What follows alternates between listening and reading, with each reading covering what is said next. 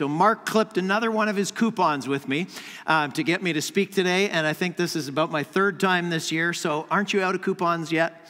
Anyway, really glad to be here. I want to start off with a couple of questions for you, and I want to start off by asking you, where were you on this day? Where were you on this day? October 22nd, 1995. Anybody? Well, one guy put his hand up back there. Maybe that was the day he got his motorcycle. How about April 9th, 1988? Anybody? I expected to see a woman jump up over here. That was our anniversary day. I thought you would jump up. Anybody else get married on that day? That was a Saturday, after all. Anyway, that was our wedding anniversary, April 9th, 1988. How about this day? January 1st, 2000. Anybody remember that day? Oh yeah, some of you are remembering that. That was when the huge threat of Y2K came upon our world, and some of you remember that. I was supposed to have been at a student Christmas conference. I was involved in a large student ministry in Canada. We had students coming from all over the area for a conference over the New Year's period, and we would always do that every year, have several hundred students come together for that. And because it was Y2K that year, we were thinking, oh, can we even have a conference that year? Because on midnight on December 31st, what if all the power goes out? What if the hotel can't function? What if there's no water? What if the computers don't work? And I know, doesn't it sound ridiculous now to be even saying that that's what we were thinking? But we were. So guess what we did? In all of our brilliance, we decided, just to be on the safe side, we'll cancel the conference. Yeah, that's what we did that year. We canceled the conference, and later on we had a conference in January, just in case the world kind of melted down at Y2K. Crazy. Well, where were you on this date? September 11th, 2001. Everybody here in this room will remember that day unless you're less than 19 years old and don't remember that day at all. Everybody remembers that day. On that day, I was arriving to my office in Mississauga just before 9 o'clock in the morning. I walked into the office and saw one of my colleagues glued to his computer screen as I walked in, and I said, "What are you doing?" And he says, "Well, haven't you heard?" And I hadn't heard at that point, but at 8:45 a.m. on September the 11th, 2001, a Boeing 767 bound for California hit the North Tower of the World Trade Center and punched a gaping hole into the building at the 80th floor. There's a graphic we'll just show you to remind you of what happened.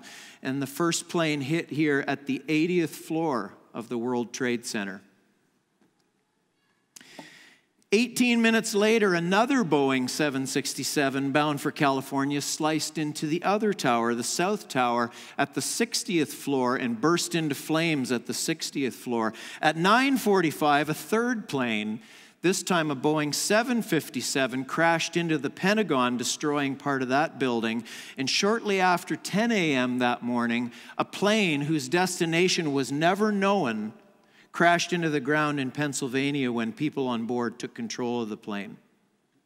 The North and South Towers of the World Trade Center were built to withstand 200 miles per hour winds and were designed to actually withstand a conventional fire in the building.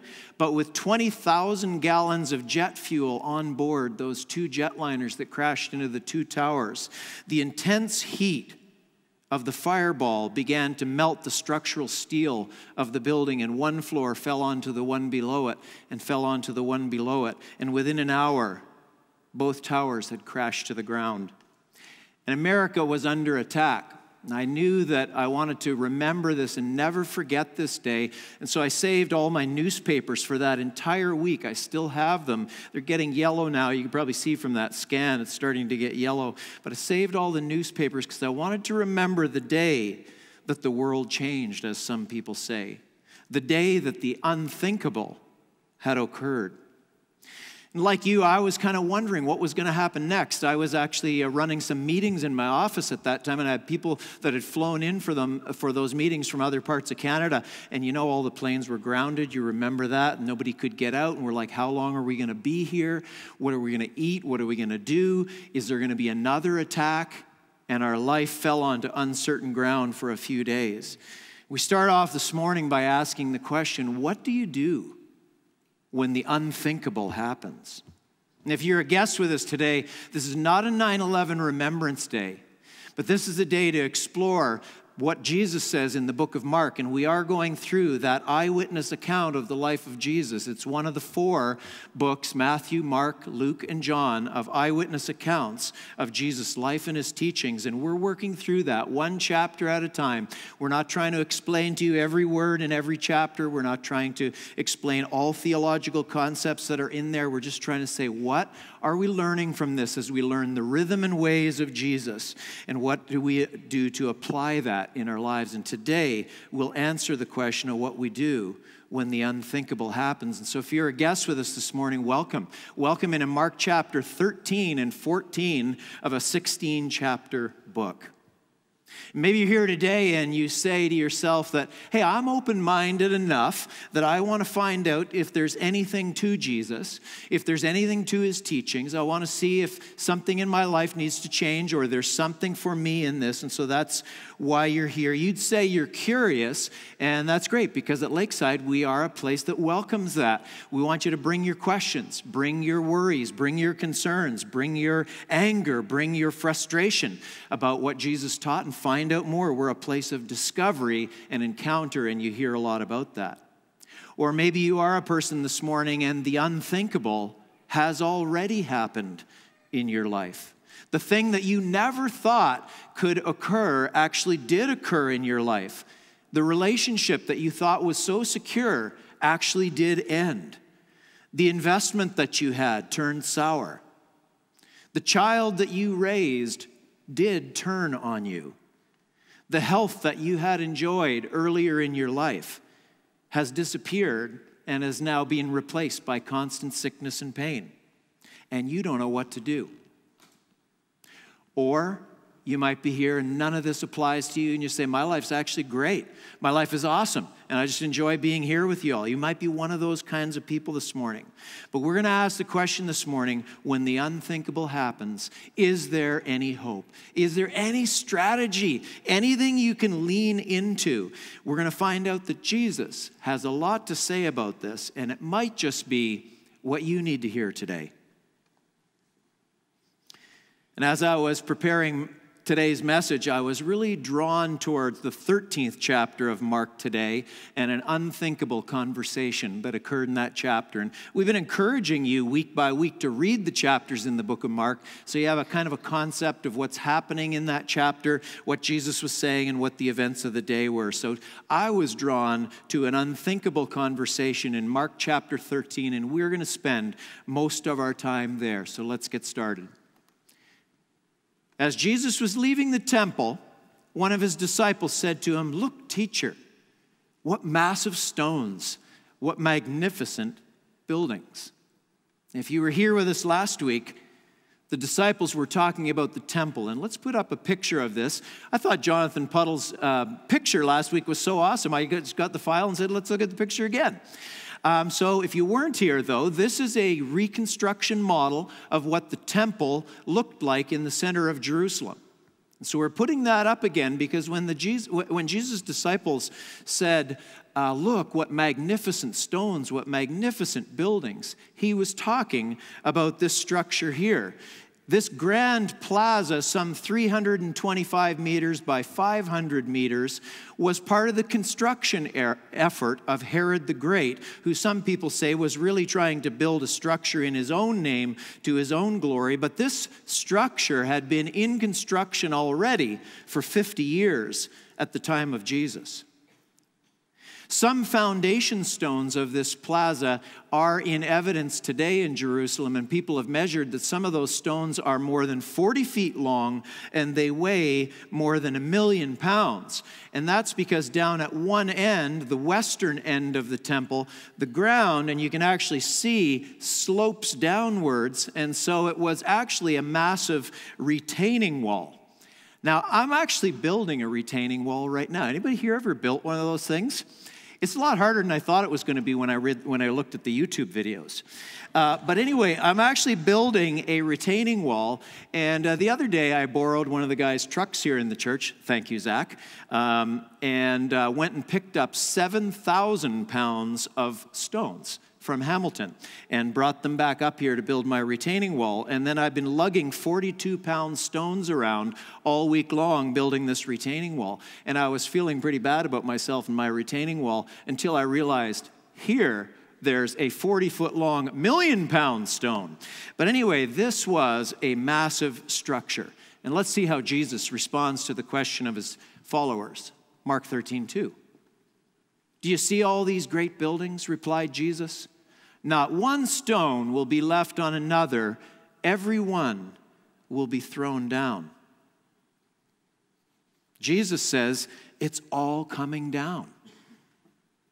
Bible scholars agree that what Jesus was saying here is he was predicting a day that was some 40 years in the future, and he was referring to the sack of the city of Jerusalem that occurred when the Roman general Titus in 70 A.D. laid siege to the city in response to a Jewish rebellion. And in that year, 70 A.D., the temple area was flattened and much of the surrounding city as well. And if you've ever traveled to Jerusalem or seen pictures of it, you will probably remember seeing or hearing about or seeing photos of what is called the Wailing Wall. The picture isn't there anymore, but the Wailing Wall, that is the Western Wall, sometimes referred to that as well. It's all that's left of that big temple structure. And on top of that Temple Mount area today, you'll remember the picture is that beautiful gold-domed Dome of the Rock Muslim mosque, and also a second mosque called the El Aqsa Mosque. And people have been fighting about that little piece of territory for 2,000 years ever since. Jewish people have tried to buy the wall. Jewish people have tried to lobby local government officials for having what kinds of plaza, what kind of furniture, who could access it, who owned the wall, who owned what's in front of it, and they've been fighting about it ever since. By the way, isn't it awesome when you know the end of the story and you can sit there in your chair today and I can sit here and I can read this and I can feel so smart because I know the end of the story and yes, Jesus here, he gets the question and he's answering and he says, yes, it happened 40 years later, the sack of Jerusalem in 70 AD, and we feel so good about it. We feel like we know the end of the story. Well, suspend that feeling for a moment because let's put ourselves in the shoes of the disciples today who didn't know how the story was going to turn out and who didn't know that 40 years or any years later this was happening. And Jesus says it's all coming down, because isn't that more the way real life is? That we don't actually know what's coming in the future? We don't know what tomorrow will bring, next week, next year, 10 years from now. We don't know how life is going to turn out. And Jesus says it's all coming down. It's kind of like I'm involved in, you all know this because you're all subscribed to the Monday newsletter, aren't you? If you're not subscribed, you need to get subscribed. Come and talk to me afterwards. Actually, talk to one of the other staff. I'm going to be gone preaching downtown. Thank you, Mark. The pastor searches. I'm involved in the pastor searches. We're looking for a new site pastor for Lakeside Downtown, and we're looking for a pastor of spiritual growth. And I keep building this anticipation, like I'm going to be giving an announcement any day. Anyway, we truly are. We're in the final steps of confirming and affirming and confirming those candidates, and we will be announcing that. But I get lots of people asking me questions, and they're questions that seek a guarantee. It's like, well, is the person going to turn out well? How old are they? Where did they come from? What's their education? Well, what kind of ministry philosophy do they have? How's it going to work out? And I'm like, I hope it's going to work out great, but I can't guarantee it. I can't guarantee it because I don't know the future better than any others. And that's the way real life is. And we would ask the same question that the disciples asked to Jesus. Let's check it out. Tell us, when will these things happen, and what will be the sign that they are about to be fulfilled? That's the question we would ask too. Jesus, you say it's all coming down. How are we going to know what's coming? And here's what Jesus says is that signs are coming. What kinds of signs? When you hear of wars and rumors of wars, do not be alarmed. Such things must happen, but the end is still to come. Nation will rise against nation, kingdom against kingdom. There will be earthquakes in various places and famines, and these are the beginning of the birth pains. And you begin to get the sense that something is coming. And Jesus says there will be warning signs, and they'll be like birth pains. And if you've ever had a child, might be half of you, if you've ever been with someone who's had a child, if you know what childbearing is all about, you know what birth pains are all about. And we've been through that twice. I shouldn't say we. You've been through that twice. I was with you. But anyway, we have had 2 children. Now, I know what that birth pain experience is like. And I remember the birth of our first child, and it was like, it's time. It's time to go to the hospital.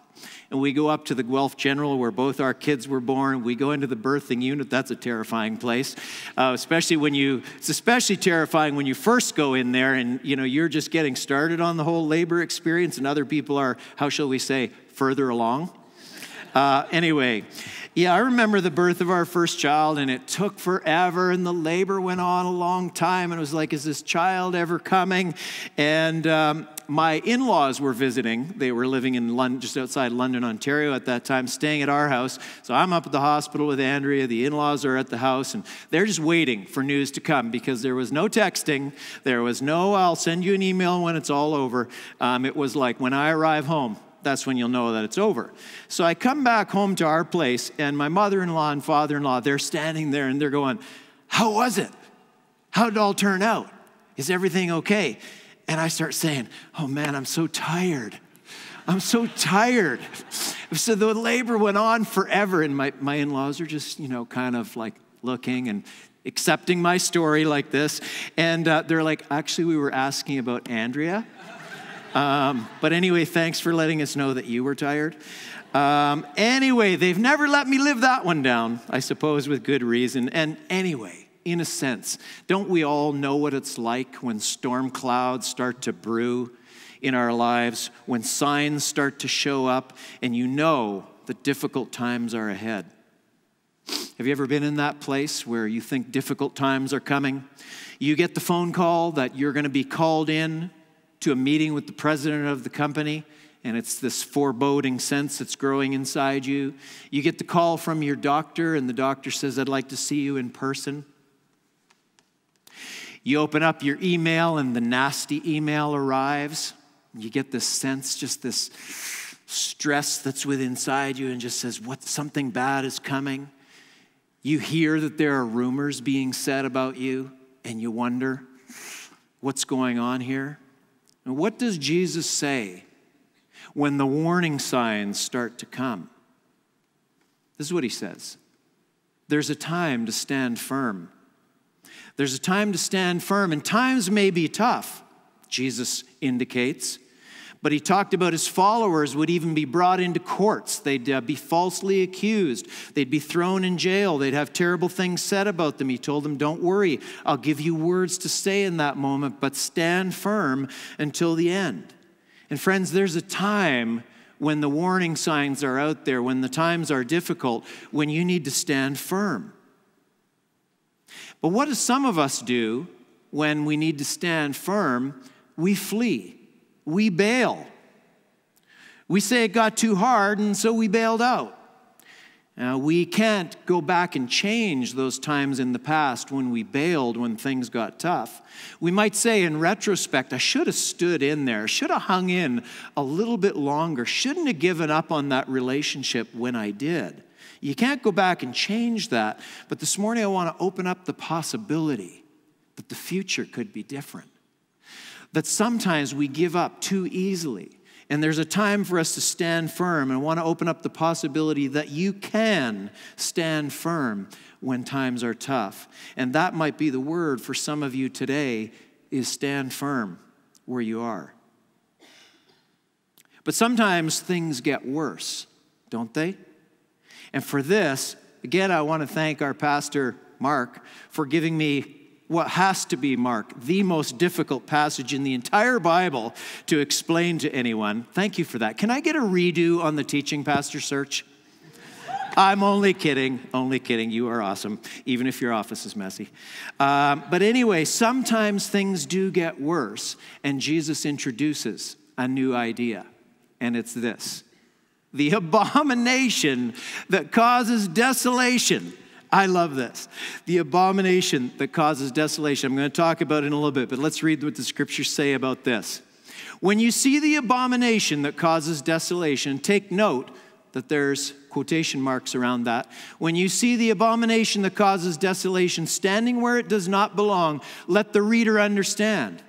Then let those who are in Judea flee to the mountains. I've skipped over a few verses to get to the end of this little section. Those will be days of distress, unequaled from the beginning when God created the world until now, and never to be equaled again. The abomination that causes desolation is a little phrase that's in quotations in most of the Bibles when you read them. It echoes back to an Old Testament passage that's found in the book of Daniel. And the book of Daniel is a type of literature within the Bible that's called prophetic writing, and it's predictions of things that would come in the future. And part of what Daniel was doing in his time is he was predicting that awful times were going to come on the world in the future, and that something or someone called the abomination that causes desolation was going to enter the scene. Isn't it just like a Tom Clancy novel that we're reading here this morning when you read the book of Mark? It's awesome. Scholars, however, do not agree as to what the abomination that causes desolation even is. Even Jesus, in his own words, seems to not be certain or not indicate that he's certain what this specific person or thing is. But maybe you can relate to the whole concept that's being explained here, is that it's really this apocalyptic vision of terrible times that are coming in the future. And isn't our world today kind of filled with some of those doomsday apocalyptic predictions? Here's one of them. It's the doomsday clock. Let's put it up on the big screen. Now, some of you are going like, where does this guy get all this stuff? Maybe I'm kind of a collector of weird things, but the doomsday clock, that's actually a thing. And after World War II, it's really a relic of the wartime and the Cold War that followed, was really this idea that the world is close to nuclear annihilation, and that we might unleash weapons on each other all over the world, and the world as we know it will come to an end. And as you look at the doomsday clock, you can see that in earlier days, we were 14, 15, 17 minutes to midnight. We seemingly had more time on our hands before chaos ensued. Well, now the doomsday clock, it's still a thing, and it's not only about nuclear annihilation, but climate change has been added into the picture. And as you can see, it's 2 minutes to midnight. 2 minutes to midnight. That does not sound like a lot of time. And financial collapse and economic ruin and chaos, terrorist threats, some kind of news might come any day that is going to bring a type of desolation all over the world. At least there's the threat that might happen, that there are these warning signs that disaster is on the doorstep. And maybe you can relate to that unsettling feeling that goes with that. But I don't think Jesus was talking about nuclear annihilation. And I don't think he was talking about climate change. But the Bible has, when you read it, there are immediate implications that happened in the immediate time frame of those who first heard Jesus' message, and there are longer range fulfillments of some of these kinds of things. It's kind of like when you look at a mountain range, and then you see there's another peak beyond, and another peak beyond that. It could be that the abomination that causes desolation was when the Roman army stood on the Temple Mount in 70 AD on top of the flattened mess and declared their triumph in the battle. It could still be referring to events that are yet in the future. And we could go on a seminary class here this morning and try to dig into this deeper and expound on every word, every grammar tense, link each of those to events past, present, future. That is really difficult. And what we're on about here at Lakeside this morning, really the thing we want to take from it is, what was Jesus saying to his earliest followers, to those who first heard the message, and how can we apply that today? And I'm going to make a few comments about that. Because Jesus seems to be saying that something or someone is going to stand in the temple area, the area where God's presence was thought to dwell in the city of Jerusalem. Something so outrageous that people would hear about it and would say that is an abomination. Something so bizarre that it would even make you think that the temple itself is no longer even a sacred space. I can't even find help running there to the temple, the place where God supposedly makes his home. And some of you might know a little bit about what that's like. Because if you bring it into a modern day context, you might have experienced that the church in your lifetime was kind of like a place of desolation. Maybe like that woman who was on the video a few minutes earlier that just said, I've seen the most hypocritical things in the church. And maybe you've experienced that too. And you've questioned whether the church is actually the kind of place that offers the hope that it says it does in all its literature. And the bottom line from this passage about the abomination that causes desolation is that Jesus says that there are times of unprecedented difficulty coming on the world, and sometimes it's time to flee. And you may be there. You've had to flee a marriage. You had to flee a toxic work situation. You had to declare bankruptcy and say the business was over. And sometimes it is time to flee. But guess what some of us do when it's time to flee? We stand firm. We stand firm. Don't you love those? Every time a hurricane comes along and the order for evacuation comes along and someone says, I'm going to ride it out. I'm going to ride it out. I've been through many of these storms before. Just going to ride it out. Sometimes you just wonder what people are thinking. And sometimes we stand firm when it actually is time to flee. Well, which is it? Is it time to flee? Is it time to stand firm? And how do you know? Can you point to a chapter and verse in the Bible that says, well, in these situations you stand firm, those ones you flee? I can't point to a chapter and a verse about that, and you shouldn't try to do that either. But I want to encourage you this morning, two things. Draw close to Jesus. Listen to his voice in your life. Learn more about what he says. Understand the rhythms and patterns of his work in your life. And secondly, let me put this whole discussion about stand firm and flee into a larger context. And for that, I want to skip ahead to the final book of the Bible, which is the book of Revelation. I'm going to read you a couple of verses here right from the end of the New Testament of the Bible, and it goes like this. Then I saw a new heaven and a new earth, for the first heaven and the first earth had passed away, and there was no longer any sea. I saw the holy city, the new Jerusalem, coming down out of heaven from God, prepared as a bride beautifully dressed for her husband. And I heard a loud voice from the throne saying, now the dwelling of God is with men, and he will live with them. They will be his people, and God himself will be with them and will be their God. He'll wipe every tear from their eyes. There'll be no more death or mourning or crying or pain, for the old order of things has passed away. And for verse 5, let's look at the screen. He who is seated on the throne said, I'm making everything new. I'm making everything new. Then he said, write this down, for these words are trustworthy and true. In the future, there's going to be this new reality. And if you were here earlier in the year when I spoke about heaven, that was an awesome time of just looking at God's great master plan, that he's building something incredible for our future. And your decision about stand firm or flee, your present situation of difficult circumstances that you are facing and you're standing firm in them, your situation of needing to flee because the danger is so incredible, is set in a larger context. And that larger context is, I'm making everything new. There is a great master plan here. And at Lakeside, you're going to hear a lot about that as you stay around here. It's that we want to help you discover and fully follow Jesus. Whether you start today, whether you started years ago, it starts with a decision about making Jesus your Savior. You start there, and then you begin to learn what it means to follow Jesus, and then you just keep moving forward in that, and you constantly align and realign your life to Him, and you learn the big lesson of today, which is this: it's not an ending, it's a beginning. And when the world seems to be crashing around, when the million-pound stones of your life start to seem like they're crashing down, it's not an ending, it's a beginning. The world says it's not over till it's over. Isn't that a great saying? It's not over till it's over. Guess what Jesus says? It's not over.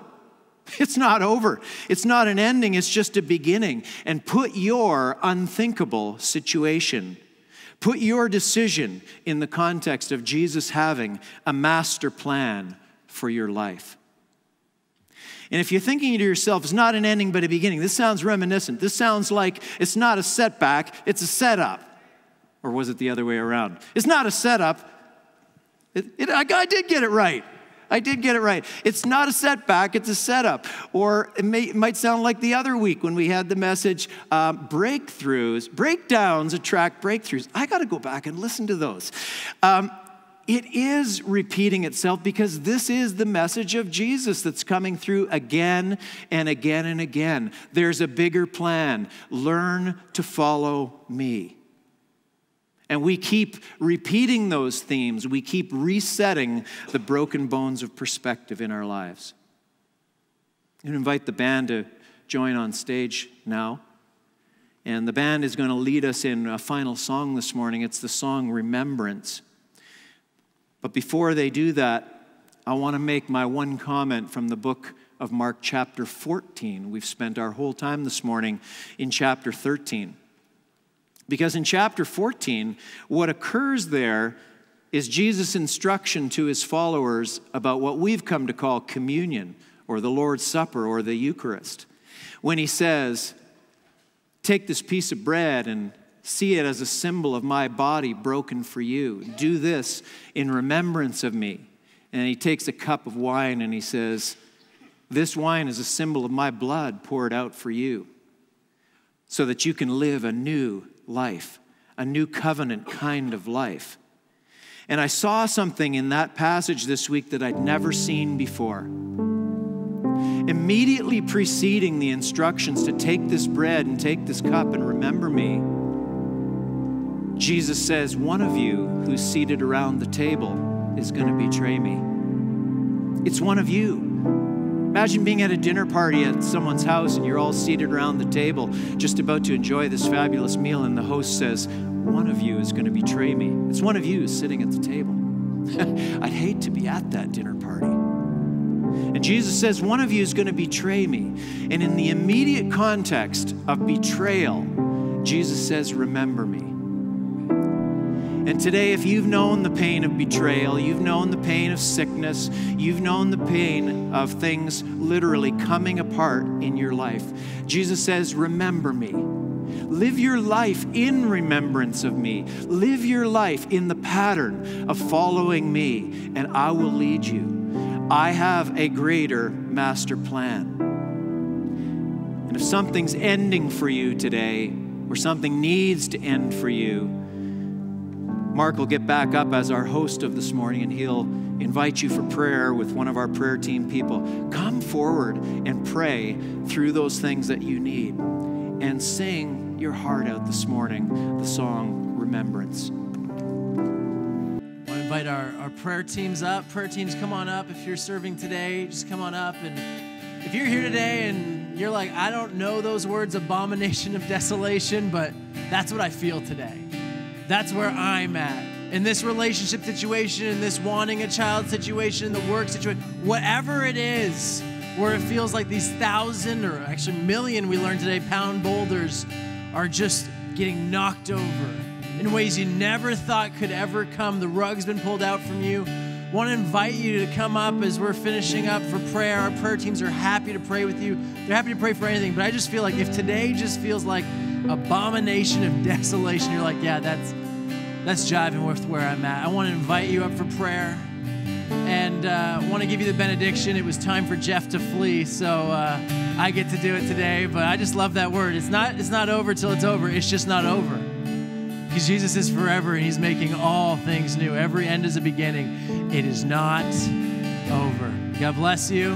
Have a fantastic week. We'll see you next week.